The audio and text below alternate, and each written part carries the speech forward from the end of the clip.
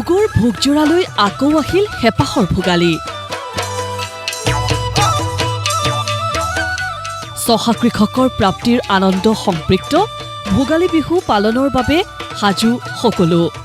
ঢেঁকীৰ শব্দত ৰজন জনাইছে চৌদিশ।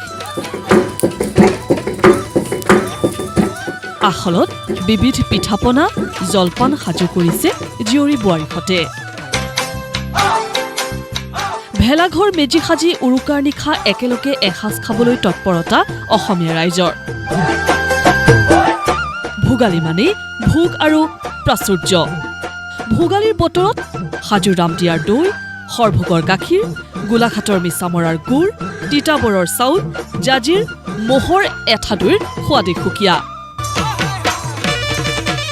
ইতিমধ্যে ৰামদিয়াৰ দৈৰে বজাৰ ভৰিছে ৰাজ্যৰ।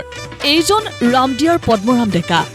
বিগত ৭০ বছৰ ধৰি দুগ্ধ ব্যৱসায়েৰে জড়িত হৈ আহিছে পদ্মৰাম ডেকাৰ পৰিয়াল।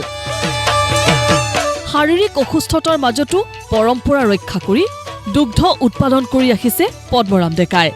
প্ৰতি বছৰৰ দৰে এইবাৰো ভোগালীৰ বতৰত পদ্মৰাম ডেকাৰ ৰামদিয়াৰ দৈ সাজু হৈছে বজাৰ দখলৰ। পদ্মৰাম ডেকাই ঘৰতে প্ৰস্তুত কৰা দৈ ইতিমধ্যে প্ৰেৰণ কৰা হৈছে হাজো গুৱাহাটীৰ লগতে পাৰ্শ্বৱৰ্তী অঞ্চললৈ।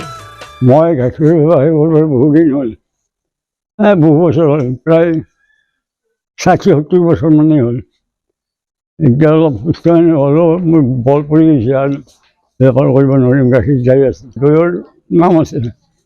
পেচা লগা দৈ ৰামদেতে পাব, ৰামদেত ভাল পাব। আমি ভেজাল নকৰোঁ, আমি বিয়ে বিহুৱে যাব, আমি বিয়াতো যাওঁ, বিয়াবিলাকতো যাওঁ। এই দৈসমূহ কোন কোন ঠাইলৈ যায় আপোনাৰ? মোৰ গুৱাহাটী মহানগৰীত যায়, ভিন্ন ভিন্ন বহু জেগাত যায়।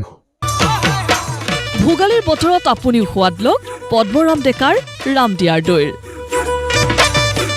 হাজোৰ পৰা আব্দুল গনি খান চৌধুৰীৰ ৰিপৰ্ট, প্ৰতিদিন টাইম।